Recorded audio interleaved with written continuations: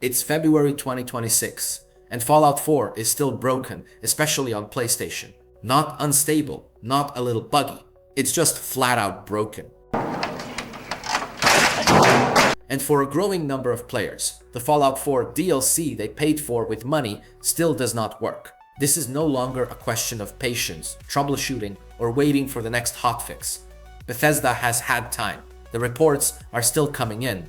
The problems are still there. And for many PlayStation players, Fallout 4 is functionally unplayable. I made my last video on this topic in early January. At the time, a lot of people were still holding out hope. Don't give me hope. There was frustration, yes, but there was also an assumption that this was temporary, that Bethesda would acknowledge the issue with Fallout 4, that a fix would come, that access to paid content would be restored.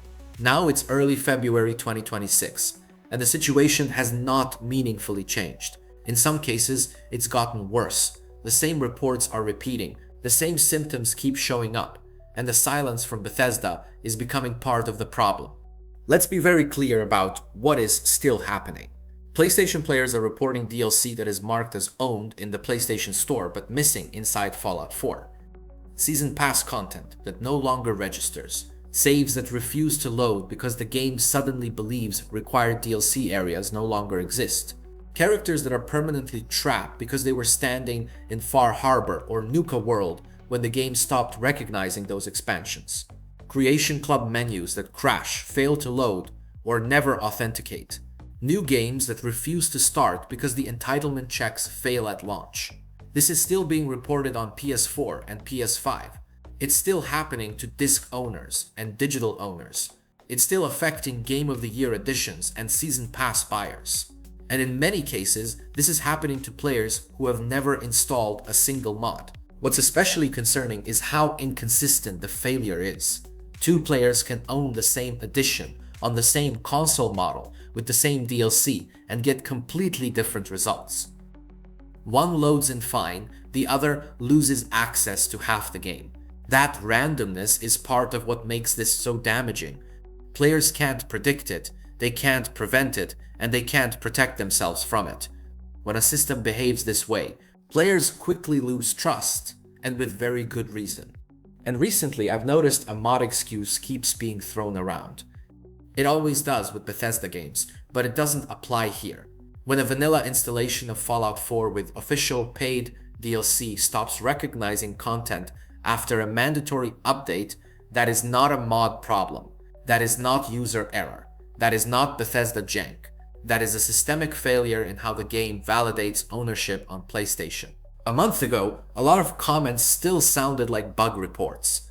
Players were listing symptoms, asking for fixes, sharing troubleshooting steps. Now the tone is different. Now the comments sound like resignation.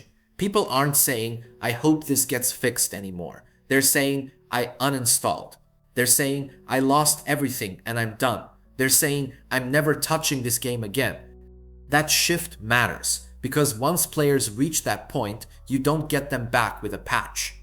Even if, hypothetically, best case scenario, Bethesda comes out with a patch that truly fixes all of these problems this month, the damage to trust would still be irreparable. Would you feel confident buying the next Bethesda game, knowing the fiasco they turned Fallout 4 into? Lost trust doesn't regenerate the same way that missing textures do. A lot of people still ask the same question, so it's worth repeating, even a month later. Why doesn't reinstalling fix this? Why doesn't deleting everything and starting fresh solve the problem? The answer is the same now as it was in January. Fallout 4 on PlayStation does not decide whether DLC exists based on files alone. Fallout 4 checks authorization. Your console can show the DLC as installed. The PlayStation Store can show the DLC as owned.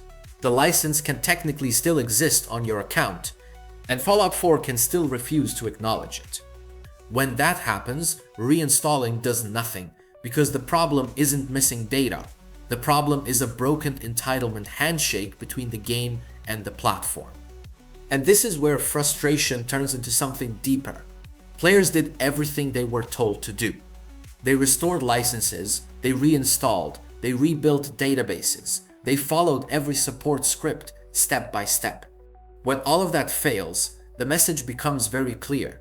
The system is not designed to be fixed from the user side. That's also why restore licenses only helps a small subset of players. Restoring licenses forces PlayStation to recheck what your account owns. It can fix simple sync issues.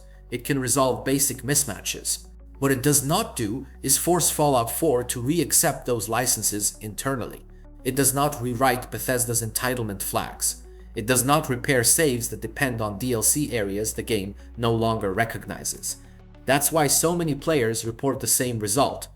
PlayStation says the DLC is installed, the store says it's owned, Fallout 4 still says it's missing.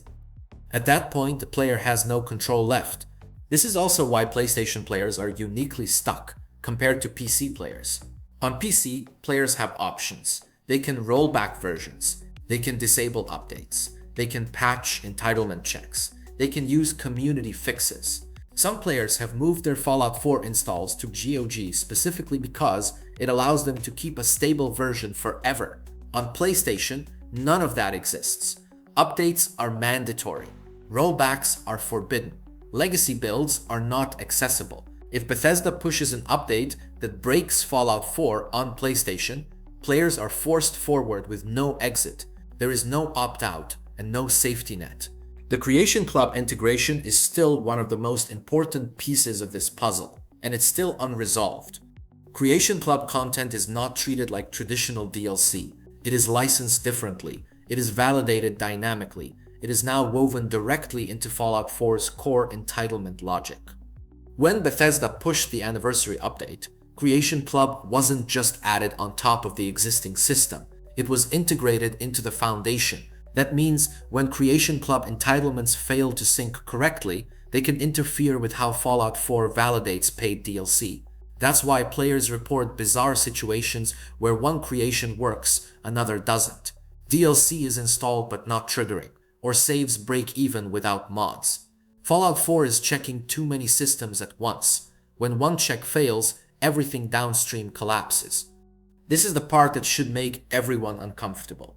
This is not just about Fallout 4 being broken. This is about paid single-player content becoming inaccessible after purchase. Bugs are frustrating. Crashes are annoying. Even bad updates can sometimes be forgiven. But when content people paid for disappears or becomes unusable because of a mandatory update, that crosses a line. Fallout 4 DLC did not come with an expiration date. Fall Harbor was not marketed as temporary access. Nuka World was not a rental. Players bought these expansions with the expectation that they would remain playable. Right now, for a portion of the PlayStation player base, that expectation is being violated. Some people push back and say it works fine for them. That doesn't disprove anything. If a product fails for a significant portion of users in unpredictable ways, the issue is real. Fallout 4 on PlayStation has become inconsistent. Some players get lucky, others lose saves, DLC access, or the ability to play at all. A single-player game should not feel like a gamble. Players should not have to wonder whether launching the game today will invalidate years of progress. The legal side of this comes up constantly, so let's address it honestly. Lawsuits and class actions are unlikely to succeed. The content technically still exists. Some players remain unaffected. Digital purchases are licensed, not owned. Companies reserve the right to update software. None of that makes this acceptable. It just means the legal system is not designed to protect players in situations like this. That gap between what players expect and what the system actually guarantees is exactly where this anger is coming from. Right now, affected PlayStation players realistically have three options. The first is to wait for a Bethesda side entitlement fix. That is the only solution that would help everyone if it actually happens. The second is to escalate through support channels and hope for manual intervention. Some players have had entitlements corrected that way, but it's slow, inconsistent, and often ineffective. The third option is to walk away. Many players already have. What players cannot do is fix this themselves. No amount of reinstalling, license restoring, cache clearing, or hoping will repair a broken entitlement chain. That is not the player's fault. And that's what makes this situation so corrosive. Fallout 4 didn't just break. It broke in a way that removed player agency. This also matters beyond Fallout 4. This is a preview of the future of digital ownership. Mandatory updates, lockdown platforms, fragmented licensing systems, content tied to entitlement checks that can silently fail years after purchase. Fallout 4 didn't invent this system. Fallout 4 exposed it. And Bethesda's handling of this situation is reinforcing every fear players have about buying digital-only content in the long term. A month ago, there was still benefit of the doubt. In February 2026, that benefit is gone. Bethesda has had time. The reports are clear. The problems are persistent. Paid DLC is still inaccessible for a meaningful number of PlayStation players. Silence is no longer neutral. Silence is part of the damage. Fallout 4 on PlayStation is still broken. Not for everyone, but for enough people that it cannot be dismissed. Until Bethesda pushes a real entitlement level fix, this will continue. That's how the system works. If and when a fix arrives, I will cover it immediately. Until then, clarity matters more than false hope.